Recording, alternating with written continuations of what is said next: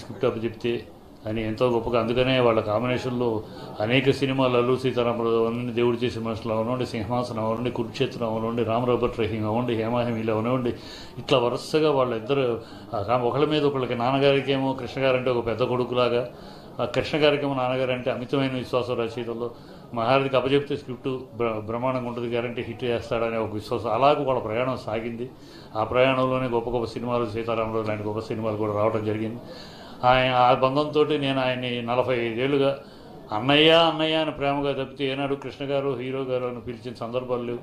ఇన్ని సంవత్సరాలు అన్నయ్య అన్నయ్య అన్నయ్య అని పిలుచుకుంటే ఆయన అలా తమ్ముళ్ళలాగానే ప్రేమించేవారు.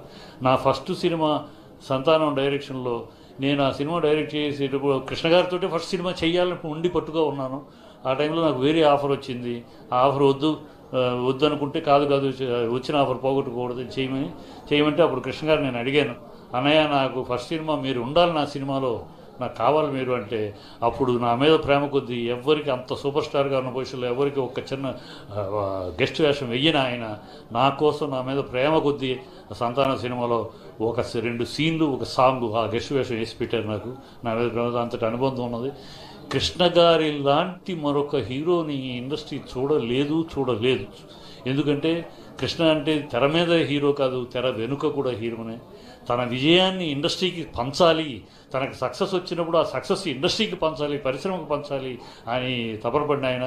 ఒక సందర్భంలో ఆయన కొంతమంది అడిగారు, రోజుకు 5 షిఫ్ట్లు 4 షిఫ్ట్లు చేస్తూ నెలకు సంవత్సరానికి 12 సినిమాలు 16 సినిమాలు చేస్తున్న టైంలో ఒకళ్ళు అడిగారు, ఏంటి కృష్ణ గారు ఎందుకు ఇంత ప్రొడ్యూసర్స్ వస్తున్నారని అందరికీ కాదనుకుంటా మీరు చేస్తూ ఉంటే మీ ఆరోగ్యం అవుద్దంటే ఆయన ఒక మాట అన్నారు, అది అంత గొప్ప మనసు. అది కాదండి, ఇప్పుడు మనం బాగున్నప్పుడే కదా, మన పీరియడ్ బాగున్నప్పుడే కదా మనం నెంబర్ ఆఫ్ సినిమాలు చేయాలి. మనం నెంబర్ ఆఫ్ సినిమాలు చేస్తే మిగతా హీరోలు కూడా నెంబర్ ఆఫ్ సినిమాలు చేస్తారు. అలా నెంబర్ ఆఫ్ సినిమాలు చేస్తే ఇండస్ట్రీ ప్రతి ఒక్కరికి భోజనం ఉంటుంది, భుక్తి ఉంటుంది, అందరూ పచ్చగా ఉంటారు, ఇండస్ట్రీ మొత్తం పచ్చగా ఉంటుంది. మనకున్న విజయాన్ని, మనకు వచ్చిన విజయాన్ని ఇండస్ట్రీకి పంచుకోవాలి, ఇండస్ట్రీని పంచాలి, ఇండస్ట్రీని పచ్చగా ఉండేటట్టు చూసుకోవాలి మనం ఆయన ఒక హీరోగా ఆయన బాధ్యతకి చెప్పారు. అలాగే టెక్నాలజీ, అది టెక్నాలజీ అయినా వెరైటీ జోనల్ అయినా, ఒక కౌబాయ్ సినిమా తీయాలంటే అందరూ ఆయన్ని కౌబాయ్ సినిమా ఏంటి మన జోనల్ కాదు, మనకు జనాలుగా ఏమో తీస్తే చూస్తారు, ఆయన ధైర్యంగా తీశాడు. ఆయన ప్రజలు చూశారు, కౌబాయ్ శక మొదలెడింది. అలాగే సినిమాస్కోప్ అంటే ఒక సినిమాస్కోప్ వరవడి మొదలెట్టాడు ఇండస్ట్రీలో ఆయన. అలాగే 70mm స్టీరియో పైన సింహాసనం 70 ఒక కొత్త టెక్నాలజీ అంటే ఇండస్ట్రీకి తన సక్సెస్ని ఉపయోగిస్తూ, తన యొక్క శక్తి సామర్థ్యాలను ఉపయోగిస్తూ ఇండస్ట్రీ బాగుండటానికి, ఇండస్ట్రీ ఎదుగుదలకి, ఇండస్ట్రీ జోనల్స్, ఒక క్రైమ్ సినిమాలేంటి, ఒక ఈ సినిమాలేంటి, అన్ని జోనర్లు చేసిన ఈ నటుడు ఆయన. జానపదాలు చేశాడు, పౌరాణికాలు చేశాడు, క్రైమ్ సినిమాలు చేశాడు, కౌబాయ్ సినిమాలు చేశాడు. ఆయన చెయ్యని జోనల్ లేదు, అన్ని జోనల్స్ చేసి ఆ ఇండస్ట్రీ యొక్క విస్తృతమైన ఇండస్ట్రీ ఆకారం ఏదో సోషల్ పిక్చర్స్కి అలా లిమిటెడ్ కాకుండా అలా విస్తృతం చేసి ఇండస్ట్రీని మొత్తం పెంచడానికి, ఆయన విజయాన్ని, ఆయన సక్సెస్ని ఇండస్ట్రీకి పంచడానికి చేసిన ఒక నిర్మాత. ఎప్పుడైనా ఆయనతో తీసిన నిర్మాత నష్టపోతే ఆయన అడగక్కర్లా, ఈయన బాగున్నప్పుడు ఆయనే ఆ నిర్మాతను పిలిచి మరి, ఏమో పోయిన సినిమా పాప నష్టపోయావు రా, ఈ సినిమా తీసుకో, ఇప్పుడు బాగుంది, మన బిజినెస్ బాగుంది రా అని పిలిచి, ఆయన ఏదో ఫైనాన్స్ కూడా ఈయన ఏర్పాటు చేసి ఆ ఫైనాన్స్ తోటి ఇవ్వండి ఆ సినిమాకి నేను చేస్తున్నాను అని చెప్పి, అలాంటి హీరోని ఈ యావత్ భారతంలో ఏ ఇండస్ట్రీ చూడలేదు. ఒక నిజమైన తెర వెనుక కూడా ఒక మహానుభావుడు, ఒక మహామనిషి, ఒక మంచి మనసున్నాడు. డేరింగ్ డాషింగ్ అనే పదాలకి నిర్వచనం సూపర్ స్టార్ అనే పదం ఆయనకి అంకితం. ఆయనకి ఆ టైంలో ఆంధ్రజ్యోతిలో, జ్యోతి పత్రికలో వరుసగా 5 సంవత్సరాలు ఈయన సూపర్ స్టార్. అట్లాంటి 25,000 ఫ్యాన్స్ క్లబ్బు, ఆస్ట్రేలియాలో ఆయన మీద స్టాంపు రిలీజు, ఇలాంటి ఘనత సాధించగలిగిన 340 సినిమాలు చేయగలిగిన మరో హీరోని, ఇలా ఇండస్ట్రీ కోసం, ఇండస్ట్రీ బాగుండాలి, ఇండస్ట్రీ పచ్చగా ఉండాలని తన సక్సెస్ ఇండస్ట్రీ పంచిన మరో నాయకుడిని, మరో హీరోని ఏ భాషలోనూ, ఈ దేశంలోనూ, ఏ ఇండస్ట్రీలో చూడలేదు. అలాంటి గొప్ప వ్యక్తి, అలా గొప్ప అన్నయ్య ఆయన పోయారు. అది భరించలేని ఒక లోపం. మహేష్ బాబుకి, నరేష్కి, పద్మకి, పిల్లలకి, అందరికీ కూడా, అభిషేక్ తమ్ముడికి అందరికీ కూడా నా సానుభూతి. ప్రభు భగవంతుడు వాళ్ళకి మంచి ధైర్య సాహసాలు ఇచ్చి, మంచి శక్తినిచ్చి, వాళ్ళని తొందరగా కుదురుపరచాలని, వాళ్ళకి మంచి ఇవ్వాలని ఆయన స్ఫూర్తితోటి ఇంకా మహేష్ బాబు ఇంకా సినిమాలు చేస్తూ చేయాలని కోరుకుంటూ, ఆయన ఆత్మశాంతి కోరాలని కోరుకుంటున్నాను.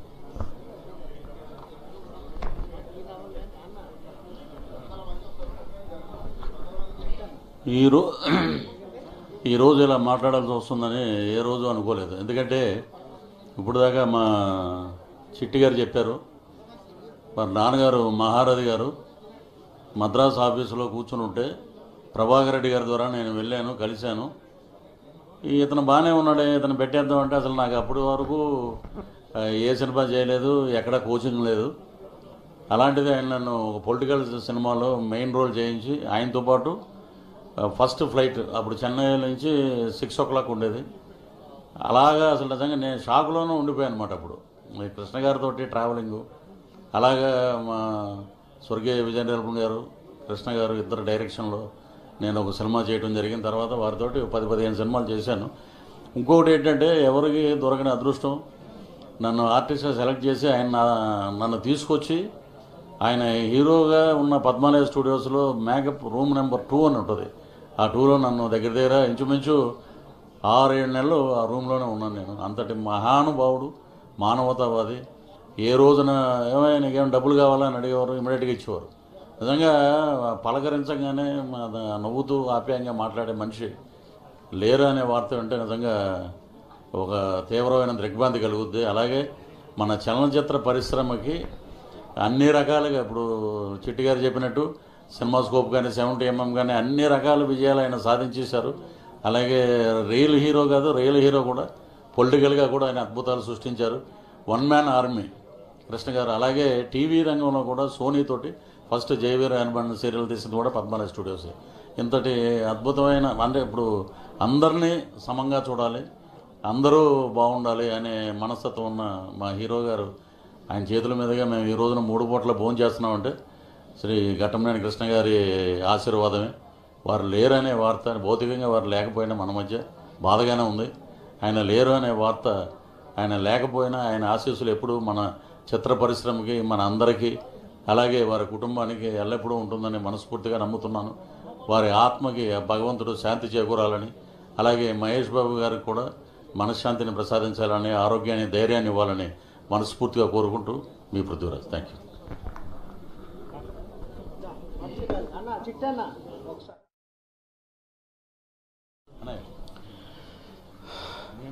నిజంగా ఏం మాట్లాడాలో తెలియట్లేదండి.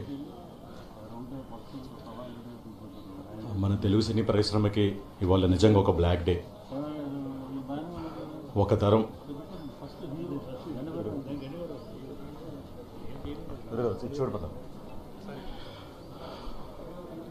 మనం ఒక ఎరా కంప్లీట్ అయిపోయిందని మన తెలుగు ఫిలిం ఇండస్ట్రీలో. మన సీనియర్ ఆర్టిస్టులందరూ, మన వెటరన్స్ అందరినీ వాళ్ళ ఆ గ్రూప్లో ఉన్న వాళ్ళందరినీ మనం వాళ్ళు కోల్పోయాం. ఈరోజు ఒక కృష్ణానగర్ కానీ, ఒక ఇందిరానగర్ కానీ వచ్చిందంటే అది కేవలం మన కృష్ణ గారి వల్ల కృషి వల్ల సాధించగలిగాము. ఫైనల్గా Telangana movie and TV artist union తరపున ఘట్టమనేని కుటుంబాన్ని అందరికీ నా ప్రగాఢ సానుభూతి తెలుపుకుంటున్నానండి. అలాగే మరీ మహేష్ బాబు గారికి ధైర్యాన్ని ప్రసాదించాలని కోరుకుంటూ మీ రాజశేఖర్ అండి. Thank you.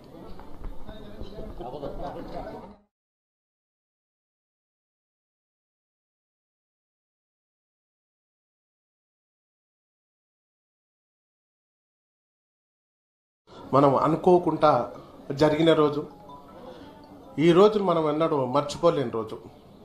ఎందుకంటే ఇలాంటి మహానుభావుడు ఈరోజు చనిపోవడం తెలుగు చలనచిత్రానికి చాలా బాధాకరం.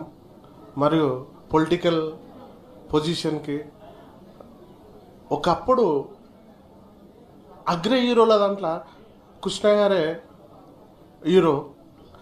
అతడు కష్టపడ్డాడు. ఫస్ట్ పిక్చరు సాక్షి, తేనె మనసు సినిమాలో ఆయన ప్రారంభించి ఒకప్పుడు అందగాడు అన్న తర్వాత సోమబాబు, ఆ తర్వాత కృష్ణ గారే అనే సందర్భం వచ్చేది. అతని గురించి ప్రొడ్యూసర్స్ 24 ఒక్కరోజు 24 సినిమాలు తీసిన ఘనత మన కృష్ణ గారికి. అలాంటి ఘనత మళ్ళా జీవితంలో రాదు అని నేను తెలియజెప్తున్నాను. నేను 1992లో నాకు పరిచయం, పచ్చని సంసారం షూటింగ్లో నాకు పరిచయం జరిగింది. అప్పటికిప్పటికీ అతని అభిమానం, నాకు ఆయన ప్రేమ, ఆలోచన చాలా సంతోషమైన విషయం. అతన్ని చూస్తుంటే ఒక మహానుభావుడు, ఒక దేవుడు అలాంటి వ్యక్తి ఈరోజు చనిపోయిందంటే 4 గంటలకు చనిపోయిందంటే చాలా బాధాకరమవుతుంది.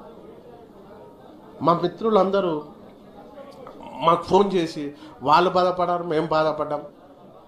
ఈ చలనచిత్రానికి పెద్ద దిక్కు లేడు అని అయిపోయింది. ఒక సంస్థ వెళ్ళిపోయింది, మరో సంస్థ వచ్చేసింది అంతే. చరిత్రలో ఇలాంటి మహానుభావునికి నేను పాదాభివందనాలు తెలియజేస్తున్నాను. విజయ నిర్మల గారికి కూడా వీళ్ళు చరిత్రలో నిలిచిపోయిన వాళ్ళు. ఒకప్పుడు మన పిల్లలు ఇంకా వీళ్ళ గురించి పుస్తకాలలో చదివే చరిత్ర రావాలని సుప్రసిద్ధ సినీ నటులు కృష్ణ గారు అందరికి ధన్యవాదాలు తెలియజేస్తున్నాను. నా పేరు మల్కేడి బన్సిలాల్, కొడంగల్ కంటెస్టెడ్ రంగారెడ్డి డిస్ట్రిక్ట్. నమస్కారం. ఇంటికి వారి ఆతిథ్యం మేరకు చాలాసార్లు వచ్చాను నేను. విజయ నిర్మల గారు పరమతి పదించిన సందర్భంలో కూడా రావడం జరిగింది. ఆయన చాలా ముక్కుసూటిగా మాట్లాడే మనిషి, అరమరికలు లేకుండా ఉండే మనిషి, మంచి విలక్షణ నటుడుగా ఉన్నారు. పార్లమెంట్ సభ్యులుగా పనిచేశారు, దేశానికి సేవ కూడా చేశారు. అల్లూరి సీతారామరాజు లాంటి గొప్ప సినిమా నేను వారికి చెప్తే చాలా నవ్వారు. కేసీఆర్ గారు మీరు కూడా సినిమాలు చూస్తారని. నేను చాలాసార్లు చూశాను. అల్లూరి సీతారామరాజు సినిమా అంటే చాలా సంతోషించారు. అటువంటి మంచి దేశభక్తిని ఉద్బోధించేటువంటి, స్వతంత్ర పోరాటాన్ని స్ఫురింపజేసేటువంటి గొప్ప సందేశాత్మక చిత్రం నిర్మించారు. కాబట్టి వారికి తెలంగాణ ప్రభుత్వం వారి సీనియారిటీని, వారికి చేసినటువంటి ఆ దేశభక్తి గురించిన ప్రయత్నాన్ని గుర్తిస్తూ అధికారికంగా ప్రభుత్వ లాంఛనాలతో వారి అంత్యక్రియలు నిర్వహించాలని చెప్పి ప్రభుత్వం ఆదేశాలు జారీ చేసింది. ఏమైనప్పటికీ ఒక మంచి మిత్రుణ్ణి కోల్పోవడం చాలా బాధాకరంగా ఉంది. ఈ సందర్భంలో వారి కుటుంబ సభ్యులు, ఇప్పుడే నాకు మహేష్ బాబు మిగతా కుటుంబ సభ్యులు కలిశారు. వారికి ధైర్యం కూడా చెప్పాం. వారందరికీ కూడా ఈ దుఃఖాన్ని భరించేటువంటి ధైర్యాన్ని భగవంతుడు ప్రసాదించాలని కోరుకుంటాం. హాయ్ ఫ్రెండ్స్, మా టుడే టుమారో యూట్యూబ్ ఛానల్ చూస్తున్నందుకు చాలా థ్యాంక్స్. మరిన్ని లేటెస్ట్ వీడియోస్ కోసం వెంటనే సబ్స్క్రైబ్ చేయండి. అలాగే ఈ బెల్ ని కూడా రింగ్ చేసేయండి. మా నోటిఫికేషన్స్ అన్ని మీ మొబైల్లో వస్తాయి. అలాగే మా వీడియోస్ మీకు నచ్చితే లైక్ చేయండి, షేర్ చేయండి, నచ్చకపోతే కామెంట్ చేయండి.